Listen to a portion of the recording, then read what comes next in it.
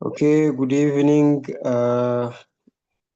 If you are in Uganda or East Africa or wherever you are, good afternoon, good morning, whatever applies depending on where you are. This is In Truth and in Spirit World of Worship Fellowship. We are non-denominational. We believe in the existence of God, and we think that He has been involved so much in the history of this world and life, and He still is. We also believe in continuous education, perpetual working, and salvation by faith through grace alone. So we are here every Monday from 6 to 8 p.m. and Thursdays again same time. On Mondays we are dealing with topical religious or faith-based issues. Then on Thursdays we deal with social affairs. So you're welcome. It's the same link always. We want to invite all those who are listening to join in, and those who are here, we thank God for your life. So today we are talking about the cost of education, and the question is, are we paying too much for learning or not? Students and pupils are resuming their school next week, at least by Monday. So those who are in the boarding system will have to report by Friday. From Friday throughout the weekend, they will be reporting, and so we expect them to resume. As far as Uganda is concerned, we have those who are boarding pupils or students, and that is from the level of kindergarten to the level of the university. And then we also have day scholars. Those day scholars, some are passengers of this transport industry. Others have vans from their schools, etc. Parents have been complaining about the prices of school fees. Other parents are okay with it. So today we want to look at the cost of education in Uganda or even elsewhere. And then we are asking ourselves whether we are paying too much or what we are paying actually is worth it. So that's what we'll be talking about. The rules here are simple. You raise your hand, but if you don't have background noise, it's okay. You can open your mic. But if you do have background noise, you can close your mic until you are ready to speak. So I have people around on this call. Those of you who are here, what do you think about the cost of education?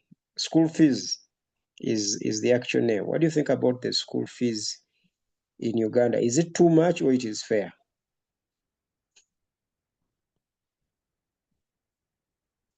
Yeah, Ped, your mic is on. Do you have something to say?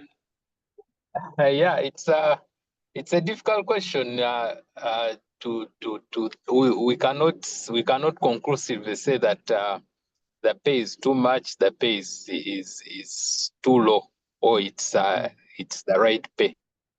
It's because we don't have a standard of how much it should be.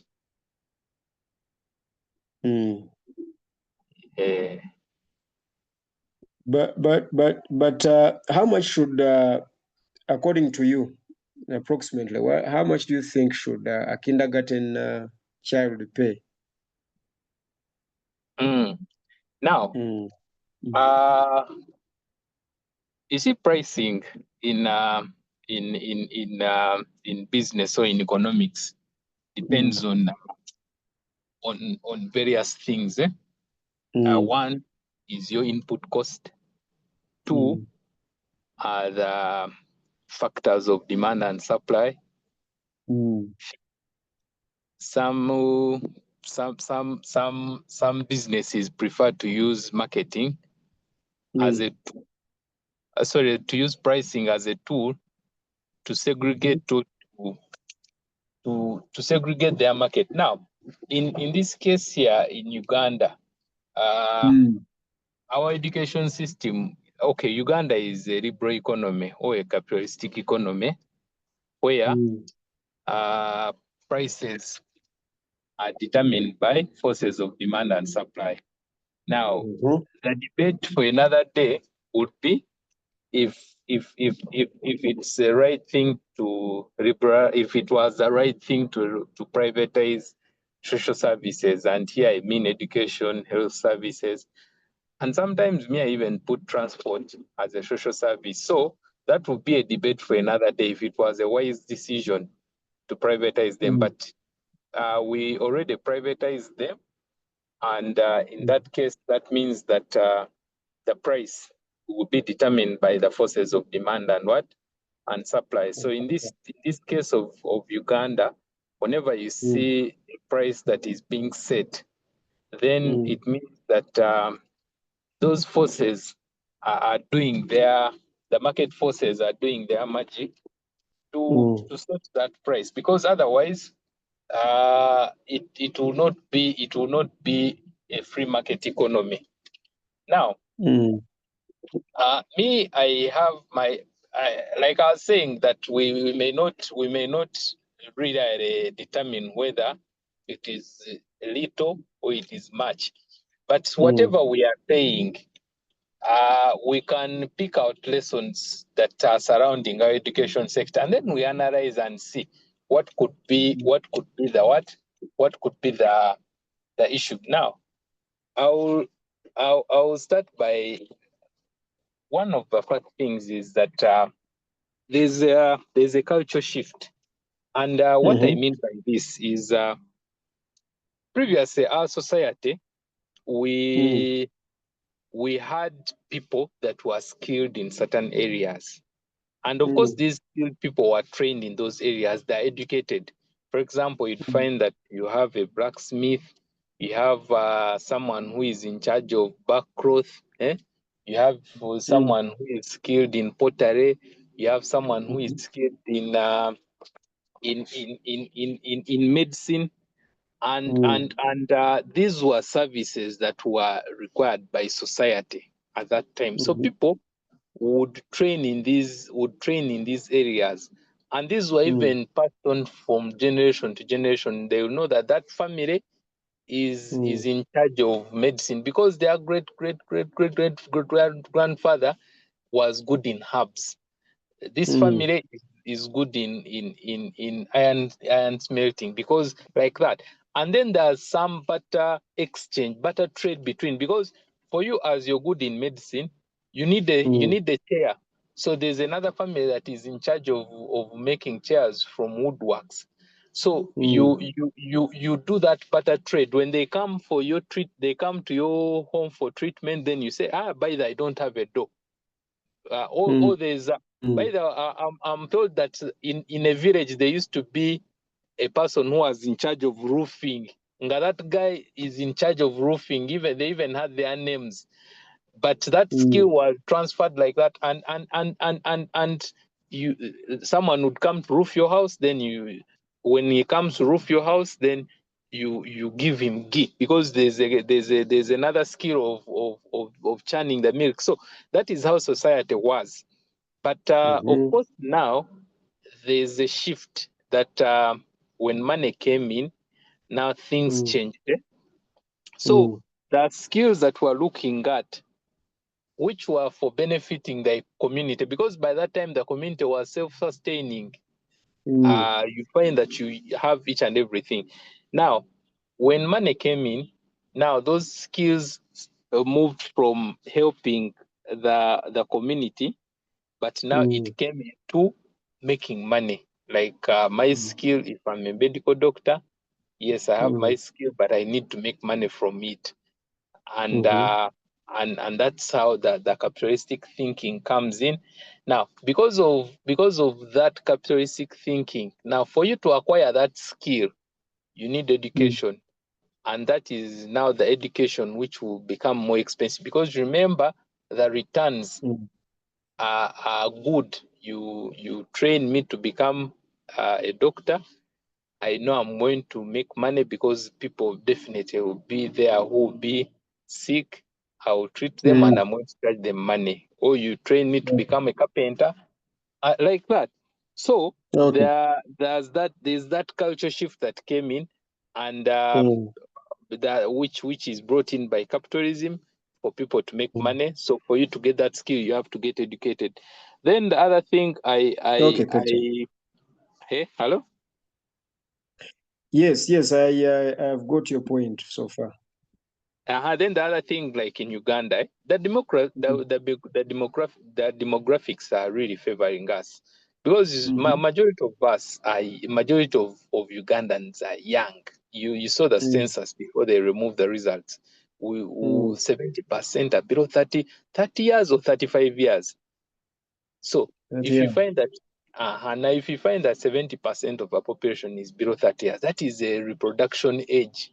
Everyone is producing, everyone has a baby. You see people in the jam, everyone is going to pick a child from school.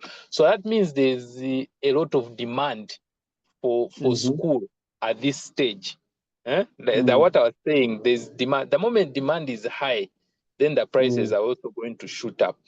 But time will come when we're going to be like Japan. Japan in 2019, they are closing kindergarten school because they did not have children to go to those schools. So the demographics here are favoring us because we have so many children. We are in that age where we are producing, and because the one of the services that we need for our children is education, so it shoots up the prices from the economic theory. And of course, with time, you find that when we age, now the other social service will be health sector, because right now the health sector is there, but we don't have so many. There's no influx right now like how it would be when we have grown up very old.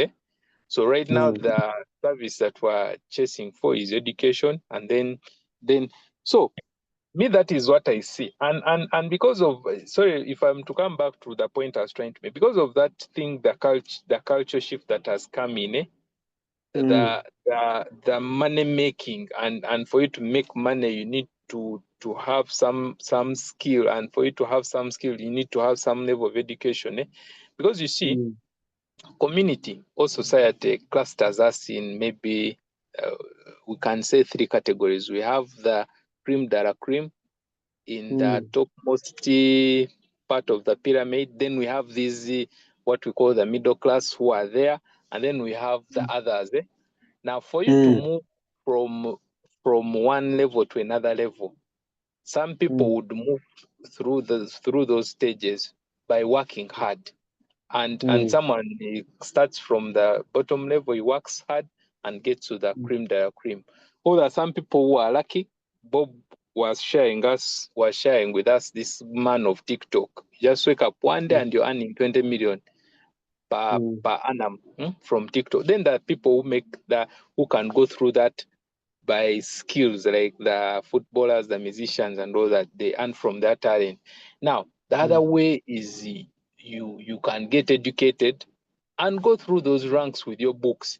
You may not actually be very rich, but an educated person can go through those ranks and get to the cream de la cream because of his books that he has read. So the the the society has structured it in a way that, of course, remember, everyone is trying much everyone wants to go to the pinnacle.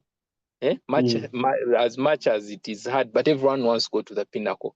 Now, if you cannot work hard, or if working hard may be very difficult, you'd rather use the simpler method, which is education. Go to school, uh, how many years? 19 years. Study, get a degree, get a job, and move to the what?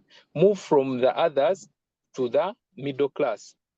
And from the middle class, if you study, if you add on studying and get a better job, you become a PS, then you're cream de la cream, or you become a CEO, or you become an MD somewhere, or you become, so education makes us it's that imaginary line, that path that it draws, that will move from here to this level. Now, in doing that, because that thing is in our heads, the imaginary line is in our heads. Now, whenever you go to seek out that service from the people who are offering the education, they're going to charge it expensively. Because one, when you're taking your child to school in P1, your goal is seeing that child as as what?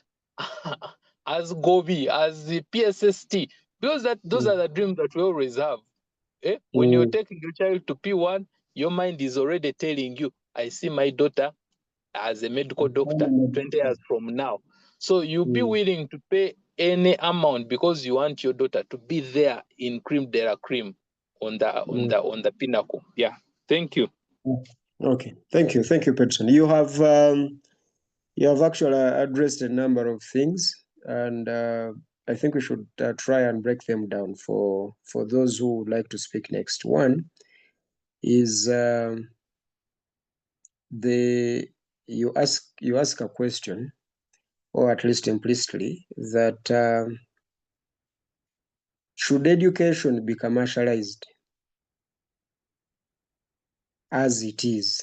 Should it be part of the capitalism that is running the world today, or it should be excluded? Because the reason as to why schools are expensive, it is because they are businesses. So should a school be a business? Because once a school is a business, a private business more so, that actually influences the cost of education that is offered in that private business to someone. So I think that is a question that we need to think about as we continue. That's number one. Number two, what do we mean when we say that schools are expensive? Are we speaking for everyone, or we are speaking for those who cannot afford? Because there is nothing like schools are expensive. There are alternatives. If you cannot afford this school, do not tag it as expensive. Rather, admit that you cannot afford it. So, is it expensive, or you can't afford it? And this is the question that goes to parents. That's a question that goes to parents. So that also is important to look into it. What we mean when we say that it is expensive, because for something to be qualified as expensive, we must prove that it is not worth the charge. But if it is worth the charge, then that is value for money, and therefore not expensive.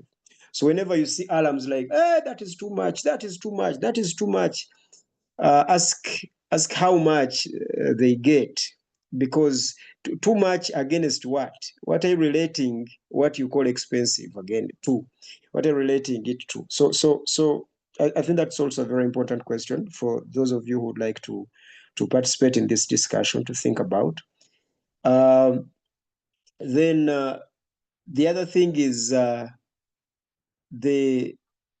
worldview of parents as they take their children to school, that Peterson has tried to demonstrate to us, is if you are seeing a doctor in your child who is in baby class, then you should invest in a doctor as early as possible. And that is why we end up having parents sponsoring their children to the so-called international curriculums. I don't know what international curriculum means, by the way, but I know that parents pay highly. They pay highly for those curriculums, because they are looking at that. Then there's also another generation of parents, especially from the corporate world of the Petersons and the Jethros and the Peters, that says that if you took your child to the education system of Uganda, then you have prepared your child to the market of Uganda. But if you want your child to compete on international, and international is in quotes, on the international market, so you have to take them to the international schools, which actually charge in dollars, some or most of them, and and they charge more than these other ordinary schools. And that is all around what we might allow me to use this term, which is an economic term. I hope the economist here won't uh, foul me or red flag me. Uh, the consumer ignorance of parents, that whole thing that Peterson calls the culture shift. It is now international. It is now international. It is now kindergarten. It is now daycare. It is now that culture shift. I don't know whether it is actually a culture shift per the definition of a culture shift, or it is some excitement that after a while passes on. I just don't know. We will have to establish that also, whether it is a culture shift or it is just uh, a circumstantial excitement that does not last for generations. So that is what we are looking at. Musaz, do you have something to say about this whole thing that we're talking about? Yes, I do have something to say. Good evening, everybody. Evening. I think the main problem we have is the source of income for many Ugandans. Because if you look at public schools, the fees are not very high, but very many parents still are not able to send their children to these public schools. And you would expect that since they are not private schools where fees tend to be very high, the parents should be able to pay for their children. A few days ago, Daily Monitor reported that 1 million school children drop out of school, and yet they are attending free school, UPE, but they are not able to complete school. That means that if you have free education, but students still fail to complete school, the problem is poverty. So, for me, the answer is yes and no. Yes, because when you are poor, however cheap something is, you are not going to afford it. If I say you can get airtime for 500 shillings, 1,000 shillings, you will still not be able to get airtime because you don't have that amount of money. Now, it may seem like it is unimaginable, but there are Ugandans who can't find that kind of money. And you hear them in conversations. Someone will say, I wasn't able to phone you because I didn't have credit on my phone. So that person does not have money. It's very little. You would expect them to have it, but they don't have it. The same goes for education, that even if it is affordable in public schools, for example, and in public schools you have first class and third rate. Not all public schools are bad public schools. So that in third rate schools, you have tuition fees considerably lower than in first class public schools, but still parents, students, pupils are not able to afford the fees. And that, I think, takes us to the question of sources of income of Ugandans. If you go to a household with a stable, decent source of income, that's not where you will find parents who tell you that education is expensive. They may not send their children for example, to private schools, which is where they would have wanted them to go, but they are able to afford public school.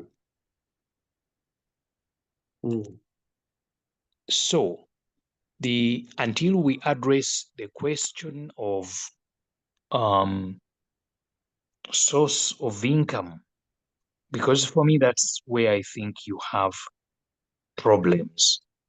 What does Musazi, Mhm. your argument is that the cost of education is high in Uganda vis-a-vis the levels of poverty in Uganda. That's your point. Yeah, my point is yeah, that's it actually. That because of the poverty levels, the cost becomes high. If you reduce the number of people living in poverty, then it's affordable. Okay, so for you it is poverty, because actually that's the point that Peterson was trying to make earlier. One of his points that for you to determine whether education is expensive in Uganda, it depends on who says that. But a large number of Ugandans, as far as you're concerned, are poor, and Yes, therefore the school fees is. and you have to remember something I hinted on just a few minutes ago, which is that you have millions of pupils attending UPE. That is the closest you get to free education in Uganda. But you have to ask yourself, why is it that they don't complete their education? They drop out of school. The Daily Monitor reported this the other day, and even in 2023, it had the same story. 1 million is a lot of money. Sorry, a lot of people. So if you have that dropping out of school, the government was subsidizing probably 70-80% of what they have to pay. Still, they can't complete. It just shows you have the poverty problem to address. Unfortunately, that's not where many people are looking. People just say maybe some people don't know how to save money to keep their children in school. For me, it's all about average families in Uganda living in poverty. There is no money to send children to school, no money for basics generally. Because there are very many Ugandans, if you put education aside, who cannot consult a doctor. There is a problem within their bodies. They know there is pain, maybe in the shoulder or wherever, but the money to go and consult a doctor is simply not there. That is not But to maybe say that's someone could argue that out of the 1 million that drops out of school, maybe just 30% of that drops out of school because of poverty, and there are other various reasons as why pupils are dropping out of school. If someone argued in that line, I can't disagree with them, because I myself saw pupils when I was attending primary school who dropped out of school not because their parents didn't have money, but they didn't have role models. Um, um, Generally, people who had benefited from education. If your uncle, your auntie, many of your relatives are graduates, it goes without saying that you want to be a graduate. But if you live in a village, for example, where the successful people are men with grass thatched houses and a few heads of cattle, and they own a border, maybe when you reach senior 2, you think you are wasting too much time in school. You have to get out and do other things. So yes, you have a point there. It may not be that um, all of those who drop out, it's because of poverty. But even then, we have to consider that number which is affected by poverty. And maybe until you carry out something like a study, you really may not know the actual proportion of those who drop out of school because of poverty. Okay, thank you. Thank you very much. So Musazi thinks that the cost of education in Uganda is high based on the economic status of Ugandans. Now, before I call Peter, Peterson, this is where you come back. Peterson, are you there? Can you hear me? Yes. I'm hearing you. Don't the school business owners in Uganda understand their market? Why, as far as Musazi is concerned, they are two worlds apart. Why would someone start a business before he studies the market? Because why do we have so many schools in so many districts of poor Ugandans? Why are people starting schools? Because Musazi insists that majority of Ugandans are poor. They cannot afford the schools, and that schools keep up opening up. So what do you think? Where is the economics there? Yes, I actually had raised my hand earlier. I don't think our education is. I don't think that Ugandans are poor to afford education, and I'll argue against that, because in Uganda we even have UPE, which is considered as free education at both primary and secondary levels. But where I'm going to, yes, UEP was an affirmative action for poverty eradication program, and I'm going to bring it, I'm going to spin it back to relate to the discussion that we're having now. Historically, education came to Uganda through the missionaries. They are the people who started building the schools. And in all the colonial times, the colonialists built very few government schools. So it was considered as a business for religious institutions. And if you're to see, you see that most of the education institutions which are strong, they belong to religious institutions. So the government from the colonial times had actually ignored, but had considered that education should be something that should be handled by the religious institution. That was both education and health services, because even these hospitals that you see, most of them were under these missionaries. They are the ones who brought them. Now that was the thing. And then at some point, I think it was in Obote 1 or Obote 2, when these schools were taken over by government. So government took over these schools because I think the religious institutions could not manage them, or the government wanted to take them over for what? For maybe to push the standard. Now, I have my friend, he studied from Bat Valley. He told me that in the 90s, I think when Jet comes here, maybe the people studied from Kampala will tell us. He told me that in the 90s, the only private school that was in Kampala was Kampala Parents. And you'd find that Kampala Parents, Bat Valley, Nakasero, which one is this on Buganda Road? That you'll find that almost the standard is the same. If they're getting fours at Bat Valley, they're getting fours at Old Kampala, they're even beating old Kampala Parents. But just that Kampala Parents had maybe some care, some private touch, whereas they're eating beans at Nakasero, maybe Kampala Parents, they're eating nuts. Now, what happened is that later, because of that thing that government is not involved in education, of course there's going to be a gap. Because you remember a population of 1996, if Uganda was 20 million, now in 5 years, that time we're producing, our population growth was so high. So that means that there's going to be demand for more schools. If you have a bad valley. Now government is not building new schools, but children are increasing in number, people are producing.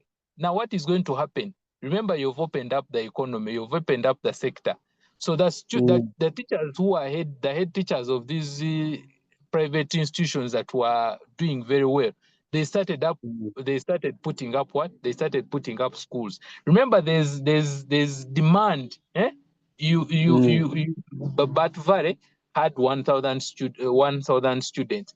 But now the population has increased, you have not built another Bat Valley because government is not interested in schools. Now what will happen, the headmaster of Bat Valley would go and open up his school. Now in 5 years or 7 years, he has taken all the teachers that were the other side. Now the standards of private schools started surpassing the standards of government schools. And what happens? Because now, if people are no longer getting falls in Bat Valley, they will end up going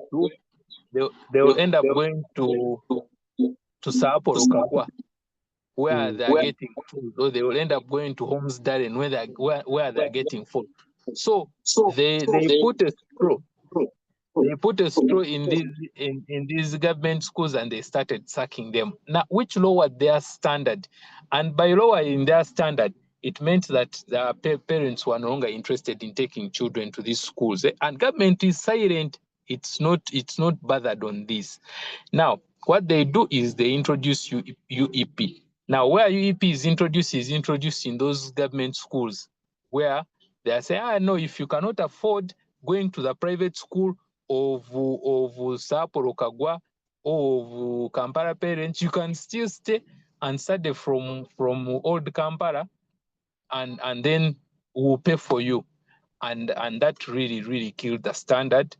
And then eventually the affordability. Now that is where the affordability comes in from, because the schools that are left for Muntu wa Wansi to afford, there's no education that is going there. That's why Musazi is saying that we cannot afford, because no one wants to take his children to study in UPE schools. Everyone wants to take their children to private school, because that is where education is, and that ends up making it expensive. Thank you. Okay, Mpanga, you are welcome. Mr. Mpanga, you're welcome. Long time, my brother. You all right? Yes, sir. I'm okay. How are you doing, Mr. We're fine. Yes, and you are a parent. It's good to have you here. We are talking about whether the cost of education in Uganda is high, whether it is worth it, or it is the poor us talking. We have raised a number of issues here before you came, but you can hop on anytime that you can. Into this for sure, 100%. Yeah, so, sure. Of course, the cost is high, and it is high because of it's high because it's just inflated. Because how is it possible that government can dedicate 6,000 shillings per child per term in a UPE school? And then another parent somewhere, somehow, is being asked for 2 million shillings. So government is like the custody of all statistics. It knows how much you need to teach a child, to raise a child in the country. So if they dedicate 6,000 to a child per term, how is it possible that another person is, charging as much as 2 million or thereabout? But most importantly, listeners, the thing is that there's this thing masked as privatization. Penson has talked about opening this. They use a lot of those economists use a lot of those terms. This is just corruption masked into privatization. I'll explain. The guys that are running these so-called expensive schools, if you just want to open your eyes wide and look into who they are, you would find there's a very clear similarity between them and those in power. For example, some of them are even ministers. It is very, very laughable for a minister of education. The guy is supposed to bring policies to be, again, a school owner, like he owns a couple of schools. In Uganda, it's saying, how do you tell somebody to legislate against increment of school fees, yet the same guy is running a school where he needs to increase school fees? So basically, what you're saying, the problem in Uganda is that the policy makers are the business owners. They're the business owners, Okay. Excuse me. and you cannot find that anywhere. You cannot say a minister of education is a school owner as well. Then the other thing is this whole thing of grading people is outdated. Is really outdated. What do you mean by grading? Like, is it fours? This is the best school. These are the best candidates. That thing just points to one thing. It's just Mbanga, it is happening everywhere. You are in a first world country as you speak now, and those first world countries have such gradings. Yeah, but I've never seen it published in the papers. I've never heard it being the talk of the radio on radio or TV or platforms like this. When it happens, there's no hype. The hype back home is simply because somebody is trying to push an agenda. Okay. And that agenda is nothing other than praise singing. They're just praising themselves to invite. It's an invitation to offer. Those are procurement terms. Whenever there's kind of hype. A capitalistic friend of Peterson has a school somewhere there alongside Entebbe Road, and he also has a stadium, and they are paying like 4 million. And you are sure when you pay those 4 million that your boy will pass or your daughter will pass by all means because you're paid the 4 million. So should we then assume that guys that graduate from this particular school are the smartest? That person will answer when he comes back because they co-own that school with the stadium. So, for me, my take from that, the only thing I can tell you is, as long as we still have this kind of self-centeredness, everything belongs to me. Like for example, last time Muyingo, Minister of Education, stood in Parliament and said, I think it was beginning of last year, we will not accept schools that increase school fees. But my sister was there in that school that time. And that guy, the same time, he increased school fees. You see, that same guy, you don't get into his school without a fully paid bank slip. So, again, is that a fair treatment? Is that even sensible? It's not. Yeah. So as far as you're concerned, the schools in Uganda are expensive because they are just influenced by these capitalistic business guys. They are, yes. Number one, and number then, two. And then number two, the parents are victims of poor legislators who have not fought for them to curb these greedy capitalists. Exactly. All right. And then Peterson also said something about government is not building or increasing the number of schools or whatever. Do you think that's deliberate or not? You tell us. That's why you're here. It is deliberate. Okay. Like I said, for example, if President Museveni, the guy in charge of this country, his daily expenditure, he consumes a school every day. I hope that is related to the cost of education in Uganda. Of course, I'm telling you, because I'm trying to point to what Peterson said, that government is not. It's for example, if you wanted to spend on the military like we are spending, we get money to spend on the military. If we wanted to spend on building a school every year in every parish or in every whatever model you use, we will do it. Okay, so your point is that government is spending on the wrong things. If it had spent on schools, parents wouldn't be parting with all this cost of money. Yeah, and it's because they don't value education. Yeah, if you can appoint full figure who is an illiterate, a complete idiot, in my opinion, what picture are you pointing to the guys that are graduating, that you're graduating every day, every year in the universities? Smart guys like you to win. You should be a presidential advisor, but still you are a WhatsApp administrator. So they don't value education. How do you feel now after that? After you have attacked me, I hope you're better. I like I making am. people better because even Brenda is in the chat room attacking me. That's all right. That's why you are here. I'm all right. You are usual. You are perpetual punching bag. So the point you're making here is that the They don't legislators, first value. of all, are not helping the parents to curb these greedy capitalists. Number one. Number two, the Yeah. legislators at the same time are spending too much on useless things. And if they spent all that money or some of that money on the education system, parents wouldn't be Yeah. struggling with these costs of education. Absolutely. Absolutely. Point made. Very, very well. Selvide, Selvide, are you there? Professor Selvide? Hello. Yes, we can hear you clearly. You're right? Wonderful.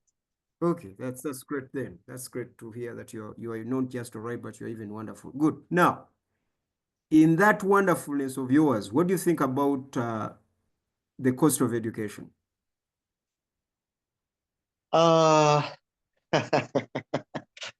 thank you, Mr. Moderate. The cost, the cost. The cost.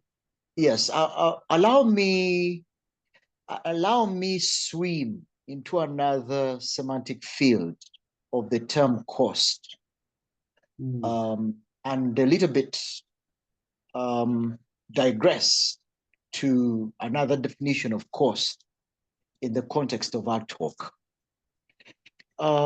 May I invite the discussants here and our listeners to think about cost as the loss you're willing to suffer in order to obtain education.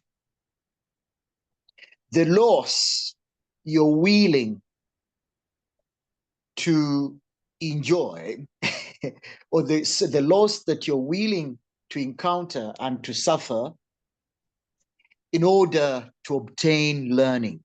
There are two terms that this heading or this the theme statement has used.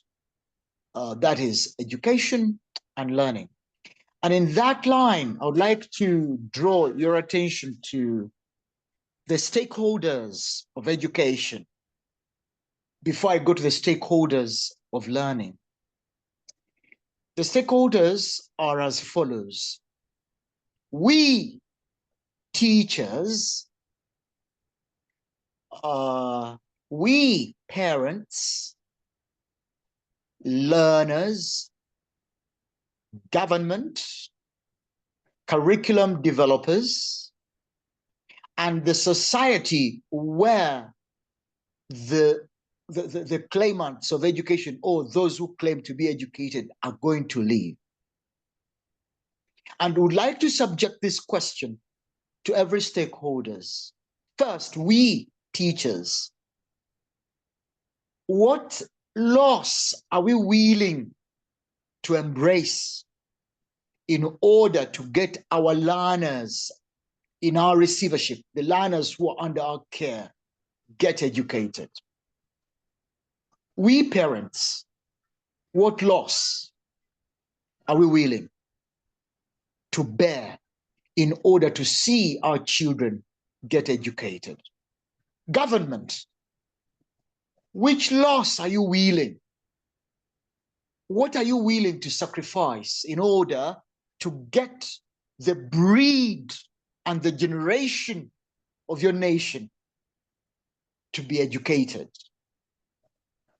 You, the curriculum developers and researchers, and you, the society, what are you willing? What loss are you willing? What are you willing to forfeit? What enjoyment are you willing to forfeit to see our children, to see our generation, to see our learners flourish as far as education is concerned? So these are questions that we ought to address at the education level before I go to the learning point. Yeah, sure. Yes, Mr. Moderator, yes. I just wanted to guide my audience, those who are listening to you, so that we get to understand you clearly. We have characterized the word loss as loss, losing. How would you relate that with investment? Why did you choose loss for cost and not investment for cost? I'm trying to be positive here and not negative, because Peterson told us and Musaz that we look at our children even when they are still toddlers, and then we see doctors. Then we decide to invest all that we have into them, not to lose all that we have for them to become doctors. We are not willing to lose everything. That's why we are complaining about the prices. So basically, that's our idea. Our idea is investment. So, and we ask whether it is worth it. But if you tell us that is a loss, then we can really understand that these capitalists are justified. We are here to lose everything so that our children can go to school. Should that be the attitude? In other words, yes, I chose and I choose the term loss to communicate that there is a value that has been attached to education in the heads and in the hearts of the stakeholders I've just mentioned.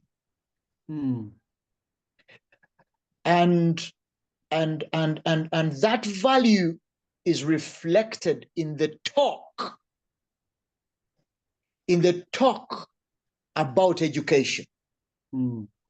What is their talk in education? For example, I will use the media and talk about how media reports about matters of education. I mean, if at all they ever report, I doubt whether they ever report about education, because to the largest extent, in my humble opinion, what they report is business and academics. I even doubt whether they report about academics. For example, last week we had what is called primary leaving examination results. What they have called results. They were released, and the talk that characterized the release centers on grades. It centers on performing schools. It centers on learners who failed to attain something. They said they talked about ungradable. I think, were they 60,000? They ungraded and so on. And then that's what media captures. Now, media usually captures that talk embosi from the stakeholders around. And now we wonder why the media does not report PLE results in the interest of stakeholders known as employers and entrepreneurs. Why does the media report results in the interest of stakeholders who are not the final consumers of the educated? For example, if you reported PLE results and you're reporting about science, why don't we say this country, out of the 700,000 learners who sat for PLE, we are glad to report that we have potential and promising gynecologists, or promising lawyers, or promising entrepreneurs in the area of commerce, who have proven that they can blah, blah, blah, blah. And therefore, we appeal to government to see that these children are apprenticed to see that, something like that, an alternative view of reporting that can show the cost of education in terms of quality and need-based production. No, you cannot have an agenda, as Mr. Ampanga and others had pointed out, because we have an agenda here of the capitalists, and then you have a contending alternative that you're suggesting. So perhaps it is you, the educationists, who have failed at that level to give us what the capitalists cannot give us. What do you think? Now, factoring in the capitalistic perspective or background, even we, the educationists, are entangled and shackled within the same maze of capitalism. Then help Um, us. Help us from yeah, that yeah, point. yeah. Probably, maybe we also need to question. We need now coming back to we, the curriculum developers. We need to question whether the decision of having primary school take 7 years and secondary school take 6 years as such a need. Is it necessary? Is it a question of psychology? Maybe I'm not a specialist in pedagogy. I'm a specialist in language, but probably education psychologists need to advise us. But you guys, but you were on the committee of the new curriculum, Mr. Seruvide. I don't want you to speak like us. You were on the committee of the new curriculum. So did you revise that? Mr. Moderator, yes, at the committee of the new curriculum, but at which stage, my brother? At whatever stage, you must have some information whether you reviewed the time that we spend in school. Peterson actually counted 19 years. Is it 19 years? Is it? You're invited to write instructional materials on what was already premeditated, and the point at which you debate is at the instructional material level. It is not at the decision-making level to determine which or what number of years or the period or duration of the course. So it is a do your task, pick your per diem, and shut up. I understand now. So you invited, you say, you know what, this is it. You're going to write instructional materials for primary 1 to P7, and that's it. You've been conscripted to do that. Okay. So what is the cost? I'll quickly, as I wind up, Mr. Moderator, a minute about learning. What is the cost of learning? Where cost, I've defined cost as the loss one you're willing to lose. What are you willing to lose in order to obtain learning? I want to speak from a classroom perspective. As a teacher, that I don't know what accounts for the kind of attitude our learners have adopted about learning. And probably this also will explain later the cost of education. That when you are handling a class, the learners, and we call them learners, that is the professional term, the learners are hardly interested in learning, ironically. They're hardly interested in learning. The learners, in fact, you are an inconvenience. A teacher who bothers their learner to learn at all levels is an inconvenience. So while you forego sleep to wake up and organize and prepare a lecture, you prepare a video clip, you prepare an audio clip, you extract something you think it is wonderful, you extract it from a book or a text so that you project it to ignite the learners to learning. You have 1,000 students or 100 students in a class, and only one, and this is by the grace of God, by the way, if you can get one student, or if you can get one learner, you'll be the luckiest of the day. So probably we need to discuss or to revisit the talk that these children have had from the other main stakeholders. What talk do our children have about learning at home? Our concern today is the cost financially of that education, of that learning. That's where our concern is. Yeah, the financial cost is only a symptom of the ideological cost. Okay, I'll bring you back and then you demonstrate that. Please hang in there. Aryong, you're welcome. It's good to have you here, my senior brother. Can you talk? Can I hear you? Yes, I can. Okay, that's good. Praise God. You're well? Fine. The Prince of the Buganda Kingdom, Wasajja Davis, you're welcome. Long time, my brother. Can you talk? Greetings, greetings, greetings. Shalom, Okay. shalom. Okay, how is the Kabaka? Is he all right? Ndudenga simulaba. Taken some time Alright. without seeing him. Okay, okay. Opio Sandra, you're welcome. Is this my daughter? Sandra, can you talk? All right. Moses Nsereko, you're welcome. Are you there? I'm there, sir, members. Okay, fine, fine. For those of you who have just joined, we are talking about the cost of education. We have covered a number of things, and it is 18 minutes past 7. I hope my clock is punctual, or it is 15.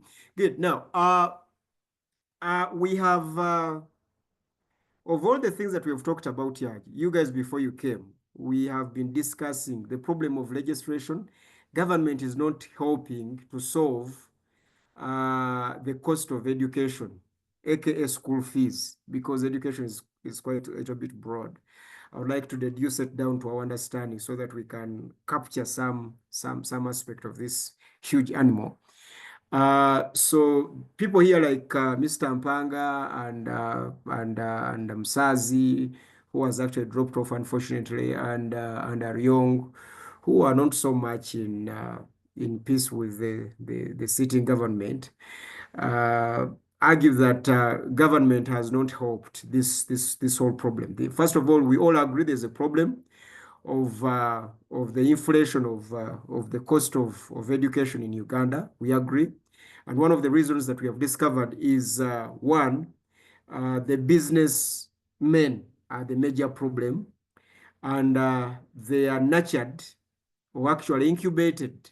Their greed is incubated by the poor legislators that we have here. And these legislators have not helped come up with policies that are going to control these capitalists in the marketplace of education. And at the same time, also, these legislators have spent the resources they would have used to build public schools where parents can take their children and still get the same quality of education and academics that they get from the private schools. Instead of the legislators doing that, they have spent all that money on other not so useful things as education is. And this is why the Ugandan parents are suffering. So we have been at that point. Now, I would like to ask Aryong and Nsereko to help us here, and Wasaja Davis to help us here. Do you think, and my question is, do you guys think that there's something that we can do about these legislators and these school businessmen to help the bring down these prices and the cost, as Peter has tried to illustrate and demonstrate about the cost? Do you think there's something that we can do about these legislators and these capitalists? Let me start with you, Aryong.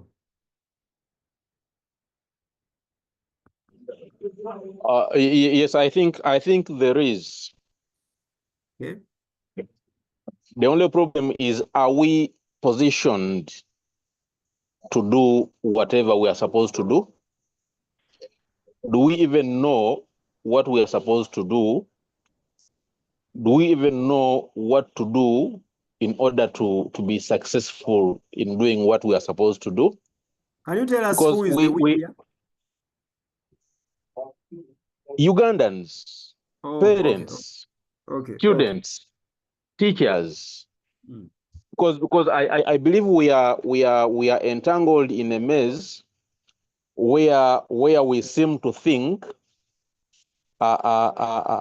academia is the epitome of life. Some people think that way, and then there are those who think that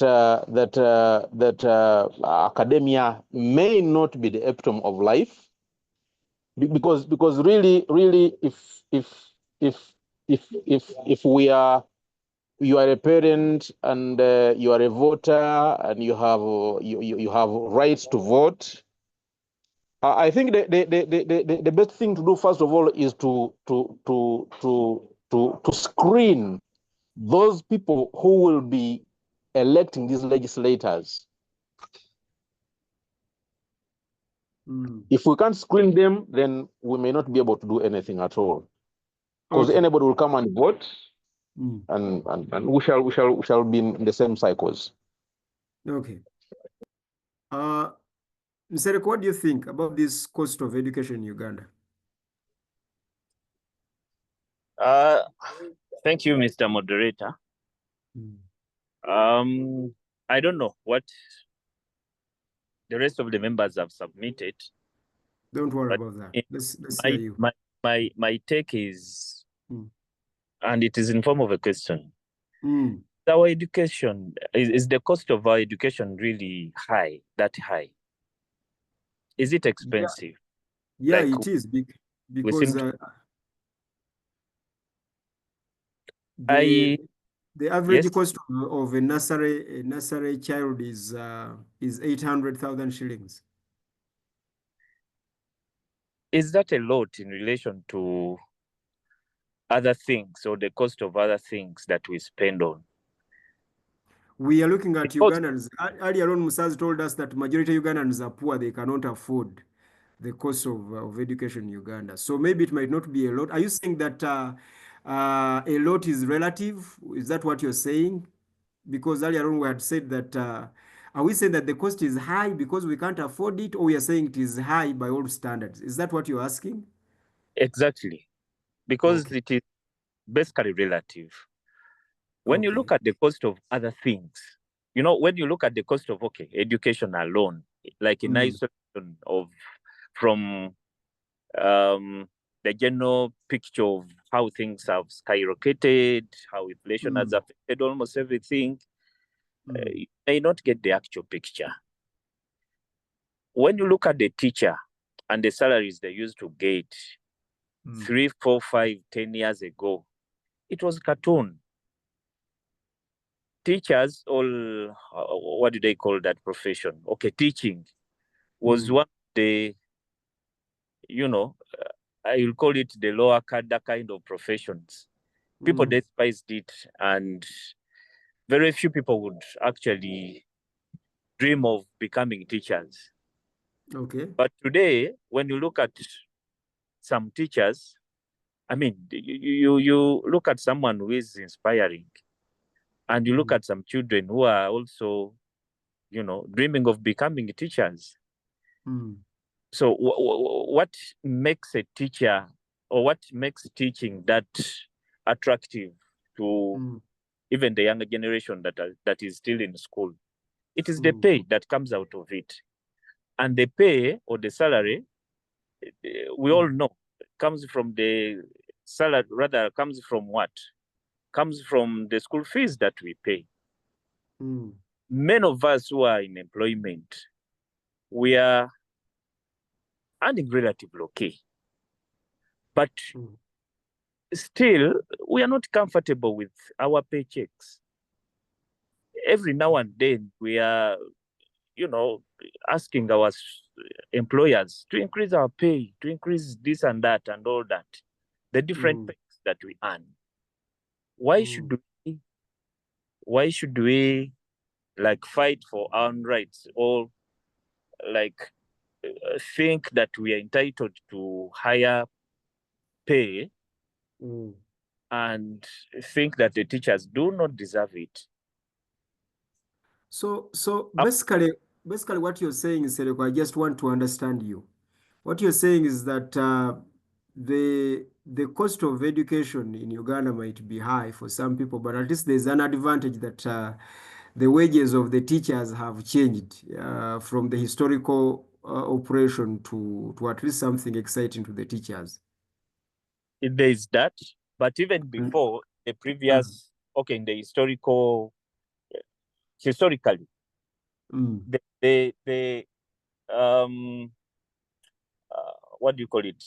Our school fees, the fees that we've been paying to go through school, have been significantly very low, like below average.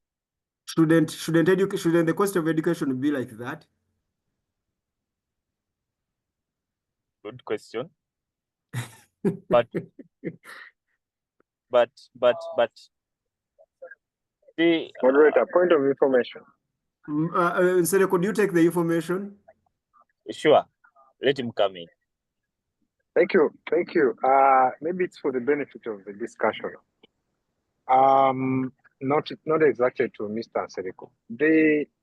According to statistics, the average income of Uganda, and we also need to understand what is the working population of Ugandans out of the so many millions we have.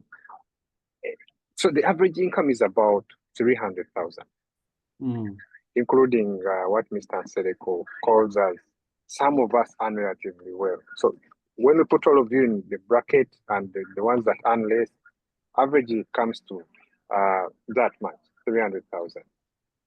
And that includes even the teachers we're talking about that earn relatively okay, that are benefiting from this fee structure. So as we discuss, we need to understand how much we, the parents that pay for the fees, earn versus how much we spend. And that doesn't Nsereko doesn't know a lot of many of poor people. He's talking about his sociology. This point of information is very beneficial to him. He has been comfortable for quite a while. I know he's my brother. Yes, Nsereko, do you want to object to that? Before I get off, moderator. So when you say the average fee for a nursery child is 800,000, yes, factor that in with your average income of 300 versus the other bills you have to pay, like health, because all that is on you. Exactly. That's why we think that is high. Yeah, health is on you. Your parents is on you. You have to pay rent wherever you're living. You have to commute in the most dilapidated public transport system in the world, and things like that. So, how much are you really making? Are you making sense, or you're just living to die? Okay, there you go, Nsereko. Moses, can you come in? Yeah, I think we are just using the poor environment that we are living in to also define what we should spend on the things that we use in life. And I think that is not a good parameter, a good criteria to judge what a teacher or what schools should charge, what a teacher should earn, or what pay in the what we should pay to the schools that teach our children. Look at Kaunga, posho, that we keep buying. 5-10 years ago, a kilo was going for like 600, 700. Sugar, the basic needs. The prices have skyrocketed because of inflation. These schools that have got boarding sections, actually it is now mandatory. Even the day schools, they are mandated at least to feed our children. They feed them on food, on rice, on this, and these particular basics have gone up in terms of prices. Okay, so basically what you're saying, we look at it in a business perspective. The school have to buy the food, they have to buy sometimes the scholastic materials. Then vis-a-vis those prices, also the school fees looks like that. The general economic environment in our country. Okay. Everything. Look at fuel that we use and the transport fares that we pay. Up to Ginger, when I was growing up, I used to pay 1,000, 1,500 from Kampala to Ginger. But Moses, there are schools like Moses. There are schools like that of Peterson's friend alongside Entebbe Road, which has got over 2,000 students, and each child pays 3 million shillings. 2,000 is one class, my friend. Yeah, it is just okay. That is yes. That is just one class. That is just one class. So the average school fees is either 2.5 or 3M. So do you think that is in relation to the general economics, or there's something there, Nsereko? Yes and no, because I mean, look at the kind of investments that the owners put up at that site, at that school. Yes, some of those schools have got swimming pools. The schools that we went to, and Are we still talking about education? We are still talking about. Yes, we want a holistic, or we want our children to get a holistic type of education. Yeah, Not sure. really. Okay. There are kids that have excelled in swimming, So there is in value for money. football. There's There is value value for for money. Okay, as long thank as you. there is value for money. Okay. Personally, I'm sorry, I may sound a bit arrogant. I'm not saying that I'm comfortable Yes. taking my school to some of those big schools, including international schools. I cannot afford. But those who Yes. can afford, please go ahead and take your kids, educate them in those good schools. Okay, thank you. Peterson, is your hand about to second submission? Actually, I wanted to just post something else. Yes, in 2 minutes. In 2 minutes, yes, please. in 2 minutes, I want yes. us to reflect on this. We're all here. I don't know if our fathers were able to go to school. For example, I'll give my example. My father failed to go to he only started primary school, and he says that he got a first grade, but there's no money for secondary school to take him to secondary school. And that is in the 70s. Now, that was before the things that the economics that happened and all that, but they couldn't afford. We have a commissioner at office. He went to Ntare school.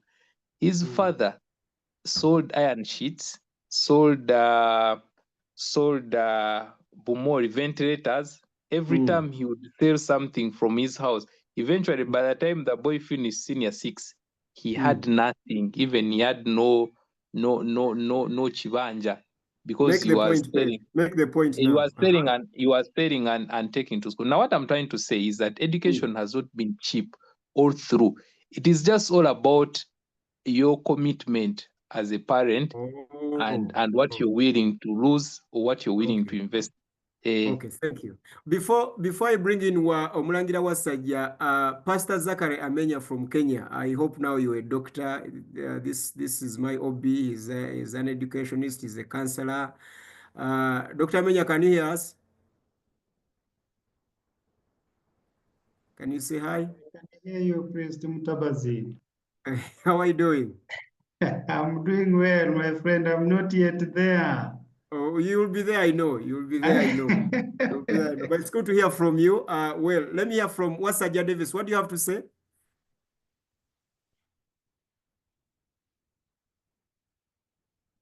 Davis, are you there? Oh yes, thank you very much. Sure.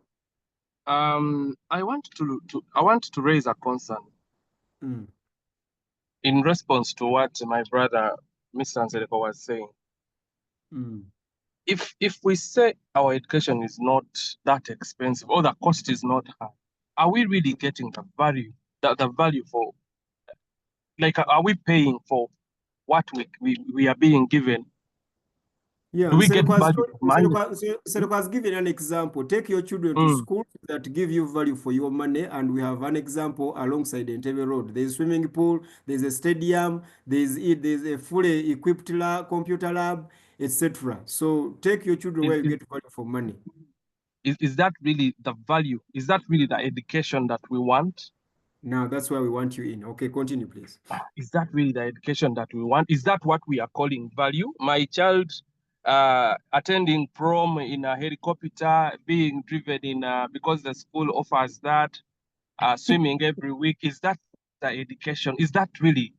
Are we comparing ourselves to the outside world or locally here? Yes. Because swimming is not something that we would really be paying for in a school. If we are comparing, you're asking, do parents understand what they are paying for? Is that your question? Yes, because I'm a parent as well. Do we really understand what we are paying for? My child to go and be taught how to dance Maganda or what, and we are very happy to attend the MDDs. Is that really what we pay for? Okay. But in your kingdom, you have a Chisakati and you charge over 1 million shillings. Is it worth it?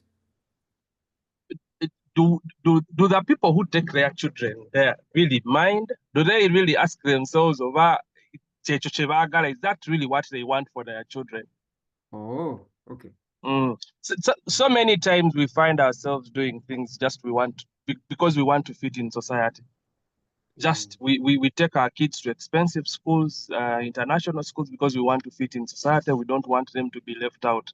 But if you put a parent in a hot seat and you ask them that, Munang, is that really what you want? Is it really worth 2 million, 3 million taking your child to Budo, Seta High, Namugongo, or it's just that you want them to pass UNEP? So is the problem with the parents or with the capitalists? Where is the problem? Capitalists, all of us. Let me put it that way, because as a parent, yes, everything is wrong, but our system is down, is broken. Capitalists, yes, sir. Okay, thank you very much. Pastor Zachary, how is school fees in Kenya? How are things there? And are the parents in Kenya also whining like the Ugandan parents? Now that you have a bigger economy than us. Zachary, are you there? Yes, I'm here, brother Mtagazi. So how is the situation there? I joined a little bit late. Education in Sure, Kenya. but you can give us your experience. I know you're a parent and you also an educationist. So how are things there? Is school fees an issue, or it is Ugandans just whining, given that we're even poorer than Kenyans? In Kenya, education is for the rich. Hey. Okay, continue. If you have education, and in fact, if you are able to take your child to school, then you are somebody in the society. Oh. There used to be a time during President, I think the former President Kibaki, the late. That time education was kind of for everybody, because there was provision in fact, education was kind of a right for every Kenyan citizen, every Kenyan child. It was for the citizen. It was for the citizen. It was affordable. It was accessible. It was, in fact, if your child was not in school, then you as a parent will be arrested. Okay. But things have changed. Things have changed. Now we even have schools. Priest Isaiah's child cannot be found. If your child is found in that school, then you need to tell us which class are you. Oh, and where you work from. Where you work. We can easily even start now investigating how much you earn for your child to be in a particular school. There is that. And now, in fact, again, education has been made, let me not say only in Kenya, but in Africa, it's kind of, to me, education is becoming a commodity that you even have to sell your property in order to educate your children, for your children to acquire knowledge or education.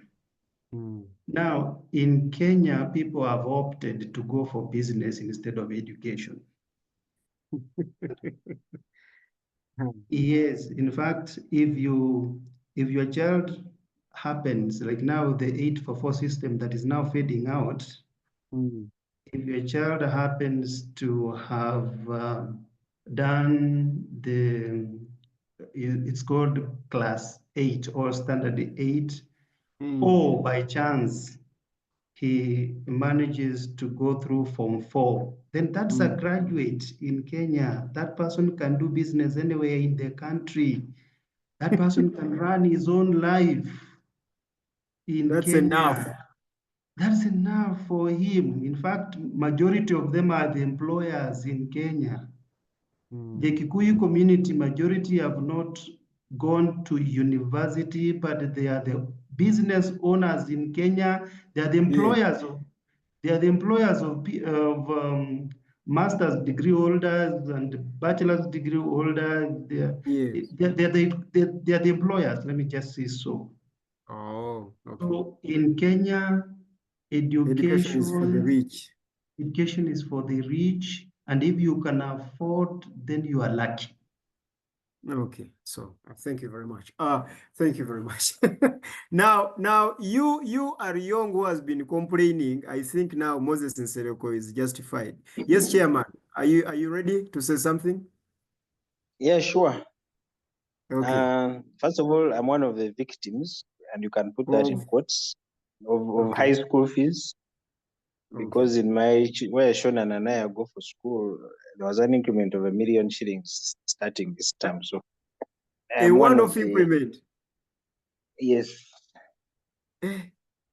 Of basic fees, by the way, I'm not talking about extracurricular and other things, which the swimming, which Mulangi has been talking about. Value for money, value for money. Hey, exactly. But what I want to say is this. Yes. Because you run a capitalist system, the big question is, who determines the price of anything, a commodity, a service, or a product? The service provider. I would like to say, not necessarily, it's the market. In my opinion, it's the market that determines. If I sell, for example, I've seen apartments in Kampala here, two-bedroomed apartments, condominiums at 300,000 USD. And you'll be surprised that people are actually buying these apartments. So for me, if the schools are really expensive, like we say, then vote with your wallets and find cheaper schools. And then those expensive schools will fail. Inevitably, they will fail. Oh. So the problem is twofold. It's not just on the school owners, but even as the parents. We have, I don't know what this word is in English, malo. So because we have a lot of malo, for my Kenyan brother, I don't know that. Arrivalism, we're all colonized. We want to appear cool. So we're excited with our third-hand, fourth-hand Japanese cars, So, I mean, that's the price we have to pay. So let us pay the expensive fees until such a time that our senses will come back and we vote with our wallets and go to where the real learning happens. That's what I can say. Oh, so the capitalists are taking advantage of our malo. Zachary understands our greeds, our malo, arrivalism, and all that. Oh, so what so would you? Until we vote. Yes, before you go, because I want us to use these last 10 minutes for this call. I wanted us to look now. How can we help parents? How can we sensitize them? What can we tell newcomer parents or long-time parents? How should they behave? What should they do next? These are the things that I want all of you are going to speak next to. Help a parent. What should we do? How should we look at education? How should we strategize and make sure that we achieve the education for our children, but at least at let me use value for money, not at a cheaper cost. Okay, value for money. Let me go first since I have the microphone. I would say, as a parent, first of all, you have to look at the end product. What do you want out of this so-called education? What do you want? So the end product. Do you want a sissy of a boy who doesn't know which gender he belongs to? Do you want a child who speaks very nice foreign languages? Do you want a child who is hands-on and practical? So for me, that really determines the choice of school and the choice of and the path you take. Now, since we all want different things, I cannot give a blanket answer. I'll just say, look at the end products you want and then work backwards. Yes. That is, for me, the advice I would give a new parent. Thank you. Thank you very much. Nsereko. Mr. Moderator, yes, before I give maybe my parting shots, the malo bit of it that Chairman hinted on, the high fuel prices that we are paying, high transport costs that we are paying, are all those because of malo and arrivalism? And I think there's something bigger than this that maybe we are trying to sweep below the carpet. Mm. These high prices are being influenced by the general economic dynamics in the country. Mm. It's not only education that has gone up. Everything that you talk of has gone up. Look at, I mean, the salaries for the MPs. I'm very sure the next Chisanja MPs, what do they call it? The next cohort of MPs, they will ask for maybe an increment of 10 million or 15 million. The allowances for cars will also go up from 200 million to I don't know how much.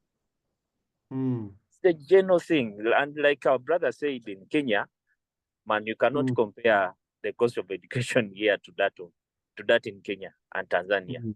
They are the cheapest around here. That's the reason why everyone is running to come and study from here.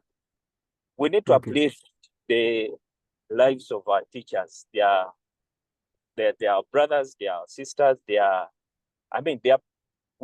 together in this. Okay, help the parent. Help the parent. Help the parent. There are very many options.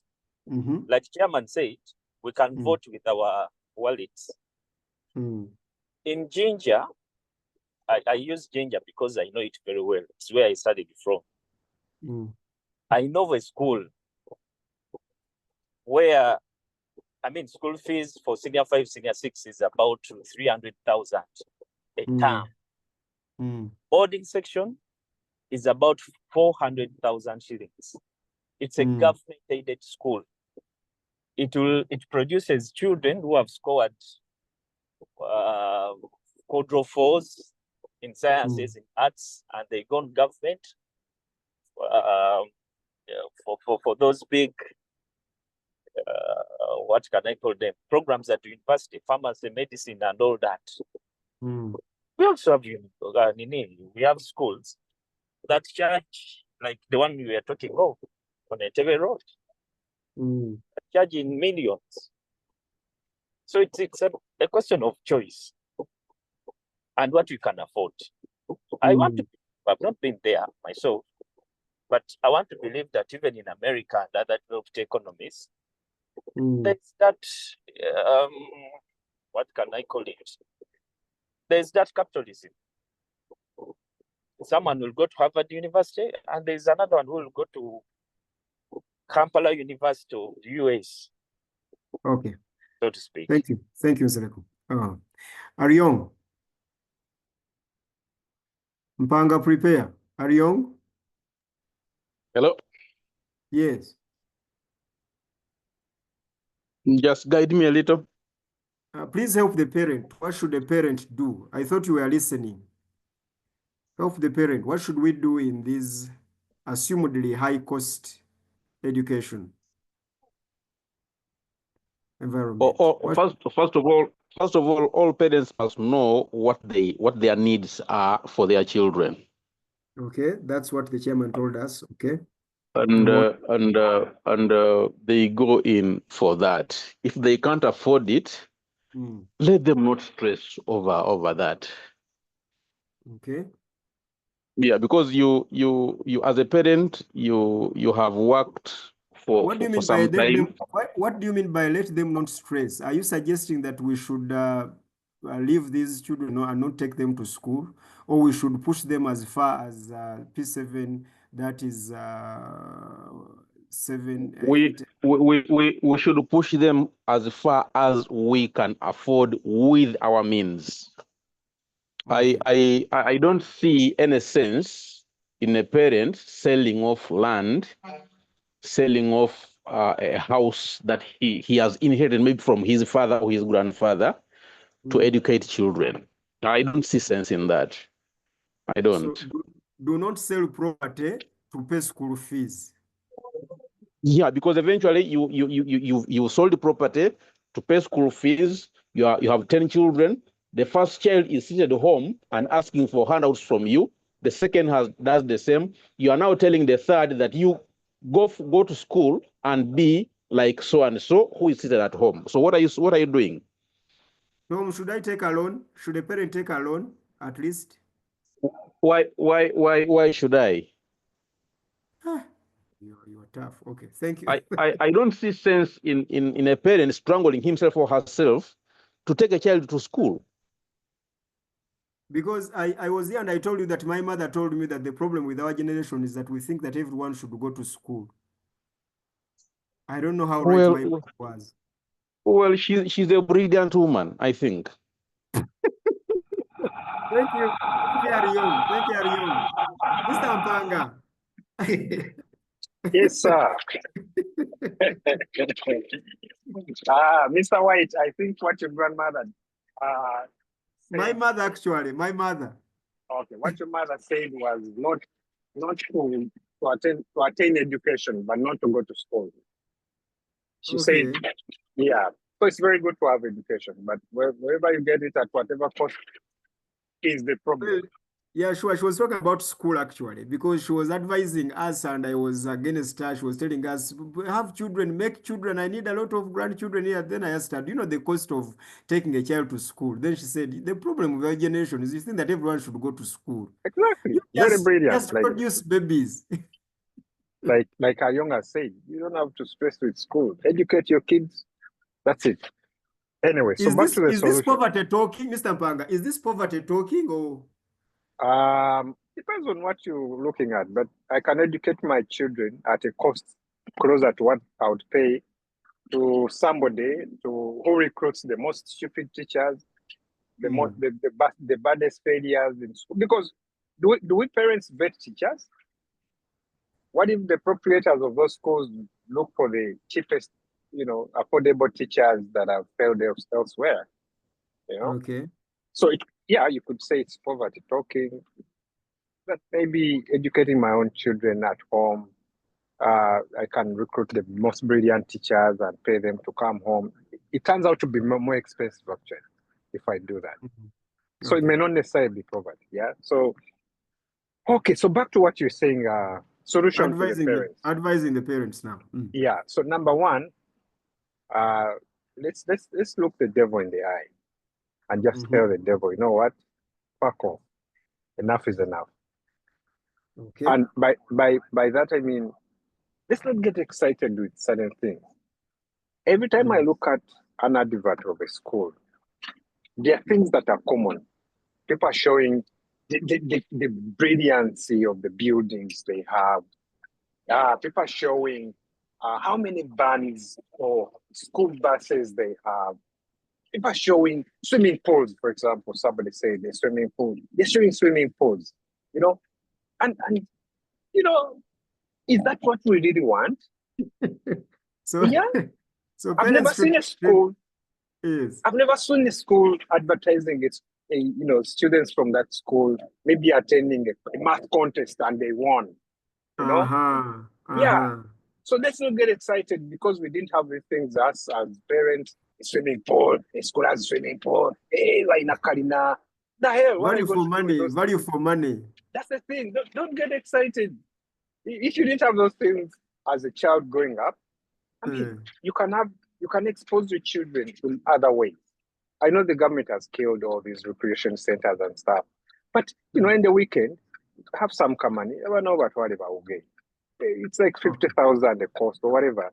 On the weekend, once in a while. That shouldn't be what you're looking for in a school. Okay. Thank you. Yeah. Thank you. Brenda, can you talk? You haven't said a word. Apart from attacking the moderator in the chat room.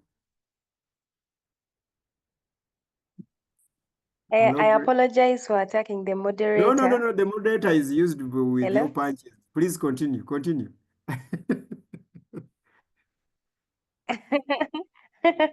And you have to choose some. So for me, advise the parents. Yeah. My advice will not fall so far from what the chairman and Elder Opio advised, but there are also alternatives such as homeschooling. A friend of mine told me about a certain program. You follow the British curriculum, and it's more practical, and he told me it was much better because the children he has been exposed to whose parents had decided to take on that program, it's way cheaper. They have particular labs where they send you in case the child needs to get a practical practical knowledge so they can assess how he's going. He said that the children were more articulate, they could express themselves better. And I said, okay, this is a wonderful thing. I would, if I were if I were a parent, I would love to check upon Okay, that so thing you and see. suggest homeschooling. Any other?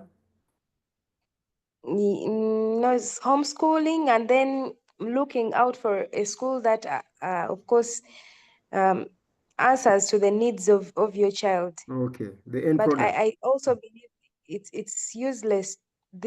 Most of our education to these children, paying all that money is useless. I paid a lot of school fees for my little sister. They were saying the school has a lab, but I told her you should go to the computer lab and be learning. And she told me they don't allow me there. I'm not a computer student. But on the school fees, I pay for computer. Okay, that's being cheated. Thank you. It was terrible. I felt so cheated. Okay, thank you. Well, Zachary, do you want to advise parents? Yeah, thank you, Brother Zaya. To me, I will speak to the parents, and my advice to them will be if themselves went to school or they sought knowledge in the 19th century, then that knowledge or education was important to them in 19th century, and they worked hard, paid, sold properties to go and study. Then in 20th century or 21st century, that very education is very important for the life of their kids. And if they did not get opportunity to go to school, then they should work, they should try their best to educate their children so that they can at least give them or expose them into the world. Thank you. Okay, thank you. Thank you very much. Thank you very much. Pedson, you want to advise the parents? My advice would be for parents to get the school they can afford, because the market offers a variety. So you look for a school you can afford. Yeah. Whether the grades are good or what, that is what you can afford. So parents should understand this. And I think that's a very important point, by the way, because we want our children to get the value for the money that we don't have and we cannot pay. So, okay. Now, I really appreciate that. Davis? Davis, are you there, my brother? Yes, I am there. I was only asking. I was only asking.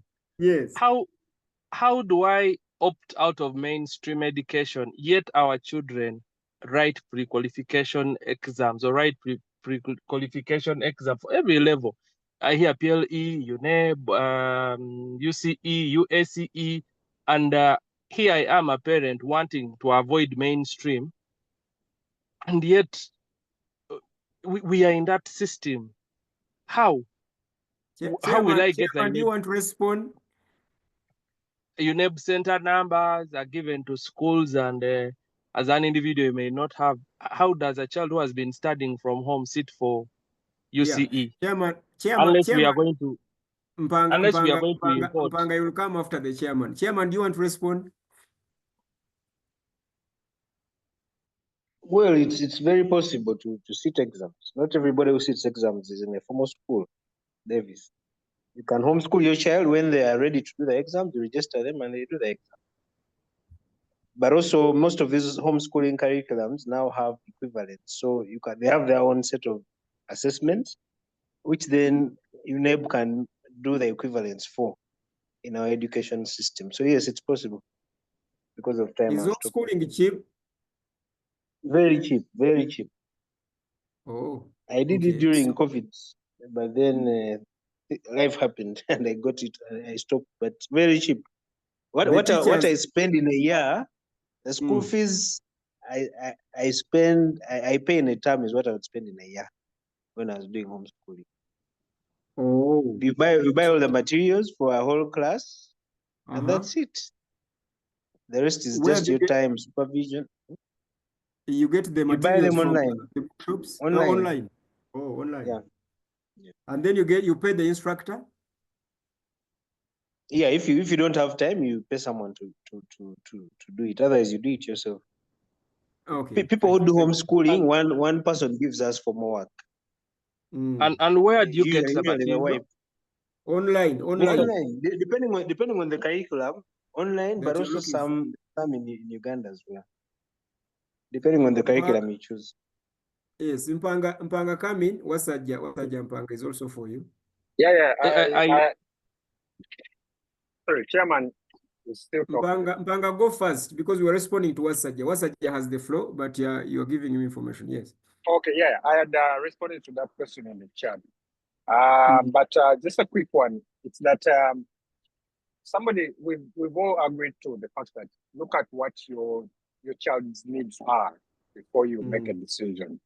So I gave an example. If your goal is your child to learn how to play football or how to play music, then you literally have no business in mainstream education. You know? Okay. Yeah, especially the most expensive one.